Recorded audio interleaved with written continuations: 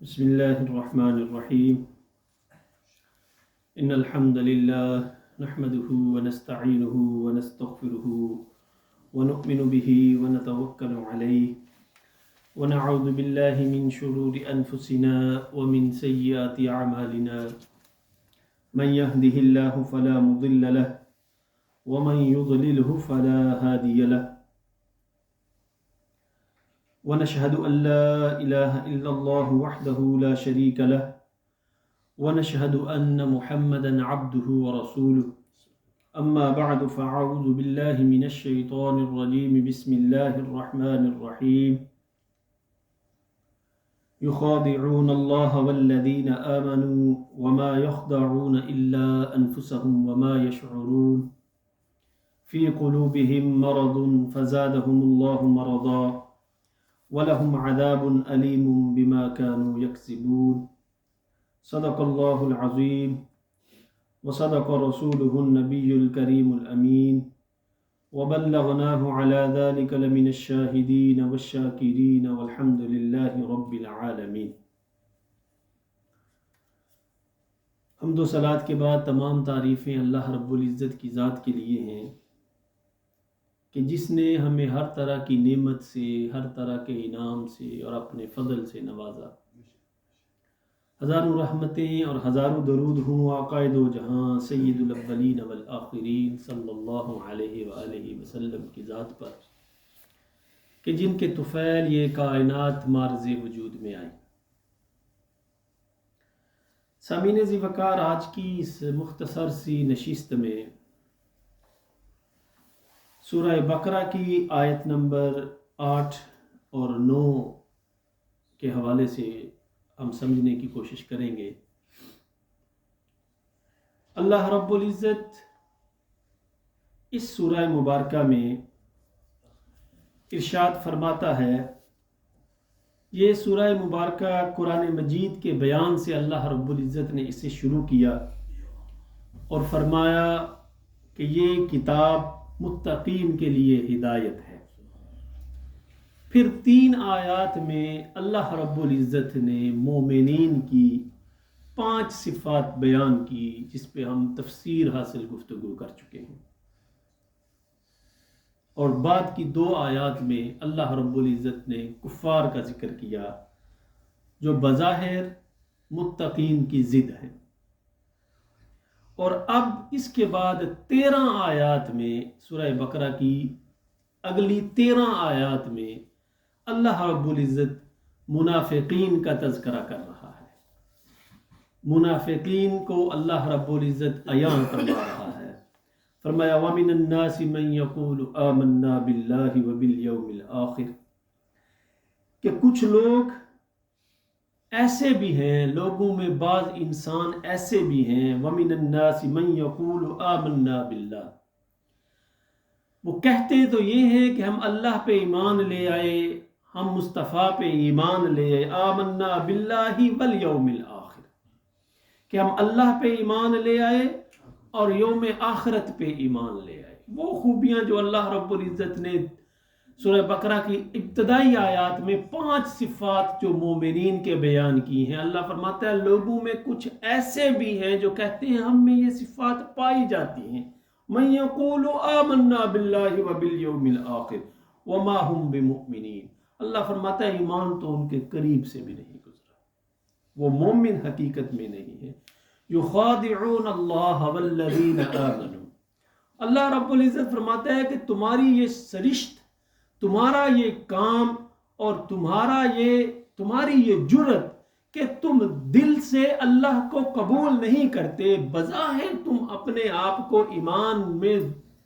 ایمان کا ڈھانچہ پہنے ہوئے ہو، ایمان کا لبادہ اوڑے ہوئے ہو، یخادعون اللہ، تم چاہتے ہو کہ اللہ کو دھوکہ دو گے، والذین آمنوا، اور وہ فریب دینا چاہتے ہیں اللہ کو اور ایمان والوں کو، وما یخدعون الا انفسهم، اللہ فرماتا ہے مجھے کس چیز کی پرواہ ہے، ایمان والوں کو کس چیز کی پرواہ ہے، وما یخدعون الا انفسهم، یہ عیاری یہ ان کے اپنے مقدر میں ہے اور یہ سراسر ان کا اپنا نقصان ہے، حقیقت میں وہ دھوکہ اپنی ذات کو دے رہے ہیں۔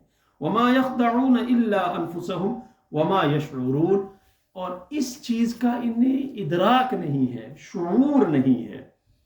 ومن الناس میں جن لوگوں کا اللہ رب العزت نے تذکرہ کیا، یہ منافقین کی وہ جماعت ہے جو نزول قرآن کے وقت موجود تھی، بظاہر وہ آقا علیہ الصلوۃ والسلام کے پیروکار تھے، لیکن دل میں جب وہ بیٹھتے تھے، تنہائی میں جب وہ آپس میں بیٹھتے تھے تو مصطفیٰ کریم کے خلاف سازشیں کیا کرتے تھے۔ اس سے مراد نہ یہود و نصارہ ہیں، نہ عیسائی ہیں اور نہ یہودی ہیں، کیونکہ اللہ رب العزت قرآن کریم میں ارشاد فرماتے ہیں وَقَالَتِ الْيَهُودُ عُزَيْرٌ ابْنُ اللَّهِ، ان کو اللہ رب العزت نے منافقین شمار ہی نہیں کیا۔ وَقَالَتِ الْيَهُودُ عُزَيْرٌ ابْنُ اللَّهِ، فرمایا وہ یہودی تو یہ کہا کرتے تھے کہ عزیر علیہ السلام جو ہیں وہ اللہ کے بیٹے ہیں۔ وَقَالَتِ النَّصَارَى الْمَسِيحُ ابْنُ اللَّهِ، جبکہ حضرت عیسیٰ علیہ السلام جو ہیں وہ اللہ کے بیٹے ہیں۔ ذَلِكَ قَوْلُهُمْ بِأَفْوَاهِهِمْ، یہ کہی ان کے اپنے منہوں کی کہی ہوئی باتیں ہیں۔ اللہ فرماتا ہے اس سے ہمارا کوئی تعلق نہیں۔ يُضَاهِئُونَ قَوْلَ الَّذِينَ كَفَرُوا مِن قَبْلُ قَاتَلَهُمُ اللَّهُ أَنَّىٰ يُؤْفَكُونَ، کہ اللہ فرماتا ہے جو یہ کہہ رہے ہیں یہ ان کی اپنی منہ شگافیاں ہیں اللہ رب العزت کی ذات سے۔ اللہ رب العزت قُلْ هُوَ اللَّهُ أَحَدٌ اللَّهُ الصَّمَدُ۔ اب اگلی آیات میں اللہ رب العزت جو ارشاد فرماتے ہیں یخادعون اللہ والذین آمنوا، کہ وہ دھوکہ دیتے ہیں، مسلمانوں کو دھوکہ دیتے ہیں۔ مسلمانوں کو دھوکہ دینے کی تو انسان وضاحت دے سکتا ہے کہ کسی انسان کو انسان دھوکہ دیتا ہے، لیکن اب سوال یہ پیدا ہوتا ہے، اللہ فرماتا ہے یخادعون اللہ، وہ اللہ کو دھوکہ دے رہے ہیں، اللہ کی ذات کو دھوکہ دے رہے ہیں۔ تو اب اللہ کی ذات کو دھوکہ دینا، جو اللہ کی ذات کو فریب دینا ہے، وہ کیسے ممکن ہو سکتا ہے جبکہ اللہ رب العزت تو ہر چیز کو جانتا ہے؟ تو اس کے دو جواب دیے گئے ہیں، کیونکہ اللہ رب العزت کی ذات سے کوئی چیز مخفی نہیں ہے، تو اللہ رب العزت کی ذات کو دھوکہ کیسے دیا جا سکتا ہے؟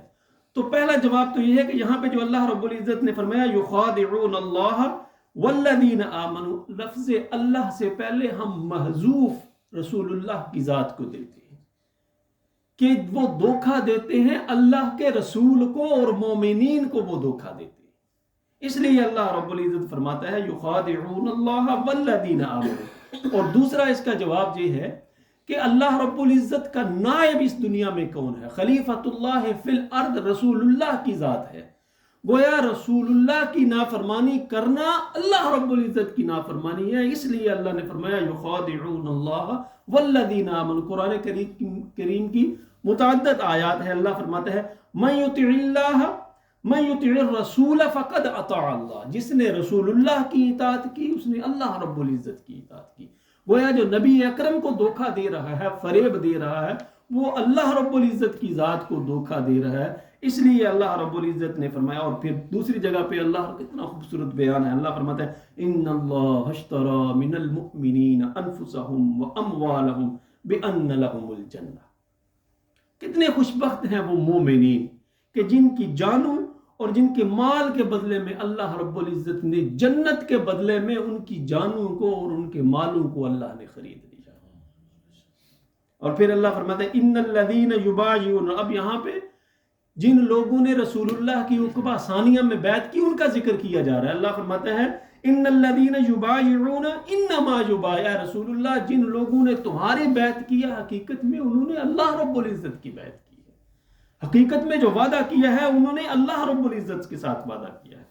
اور اس آیہ مبارکہ کے بعد کی جو آیہ مبارکہ ہے اس میں اللہ فرماتا ہے فی قلوبہم مرض، یہ وہ لوگ ہیں کہ جن کے دلوں میں مرض ہے، جن کے دلوں میں بیماری ہے، فزادہم اللہ مرضا، اللہ رب العزت نے ان کی اس بیماری کو بڑھا دیا ہے۔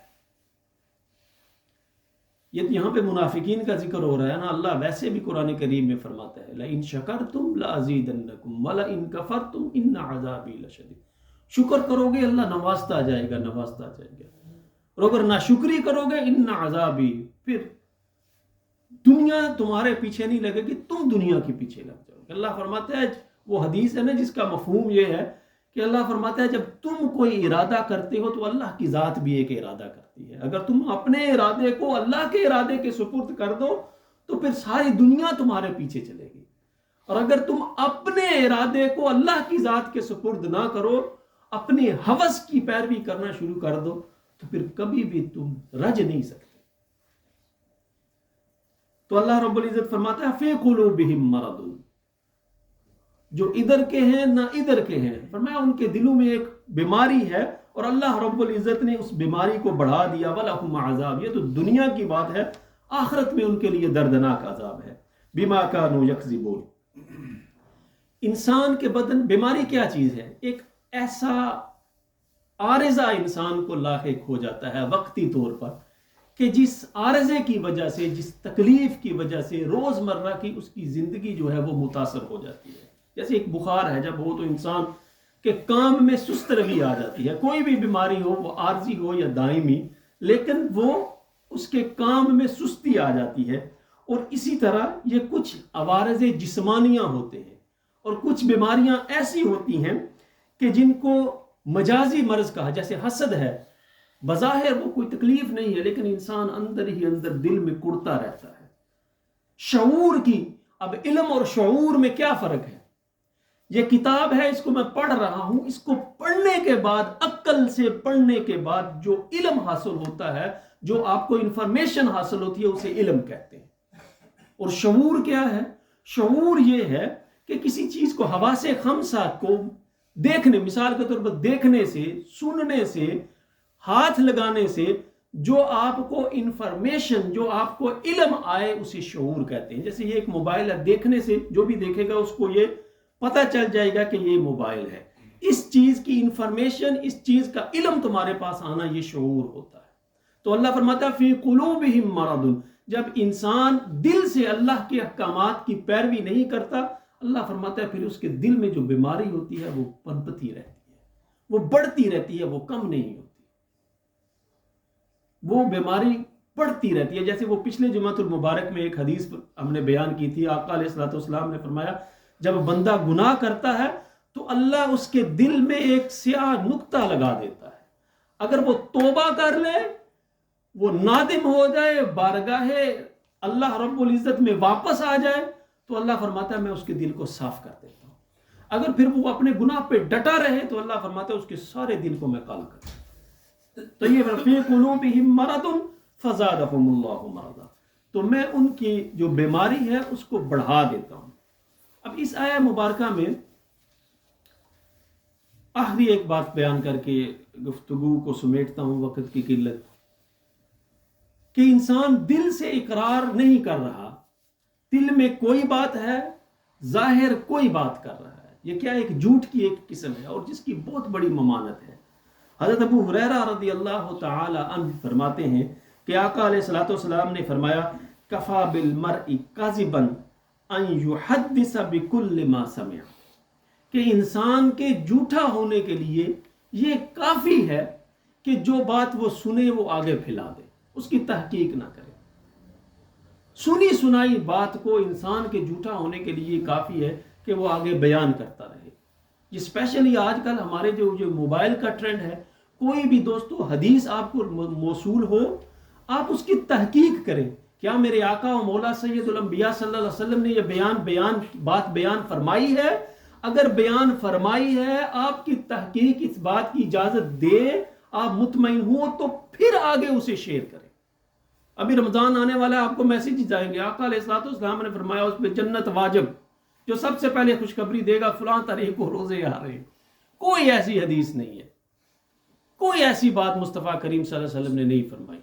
کوئی بھی بات آئے اسے بیان کرنے سے پہلے تحقیق کر لیجئے کہ کیا وہ بات آگے بیان کرنی چاہیے یا نہ کرنی چاہیے. اور پھر آقا علیہ الصلوۃ والسلام نے ارشاد فرمایا، حضرت سلمہ رضی اللہ تعالی عنہ اس حدیث کے راوی ہیں، فرمایا سمیعت رسول اللہ صلی اللہ علیہ وسلم کہ من یقل علی ما لم اقل، کہ وہ انسان کوئی ایسی بات بیان کرے مجھ سے منسوب کر کے جو میں نے بات نہ کہی ہو، مقعدہ من النار، تو اللہ رب العزت مصطفیٰ صلی اللہ علیہ وسلم فرماتے ہیں اس کا ٹھکانہ جہنم، مقعدہ، اس کا ٹھکانہ، اس کی کرسی آگ میں ہو. اس لیے یہ بات آگے بیان کرنے سے پہلے تحقیق کر لیجئے. دعا ہے اللہ رب العزت ہمیں دین اسلام کی تعلیمات کو سمجھنے کی توفیق عطا فرمائے. انشاءاللہ یہ گفتگو اگلے جمعۃ المبارک پہ بھی جاری رہے گی. سنتے ادا فرمائے.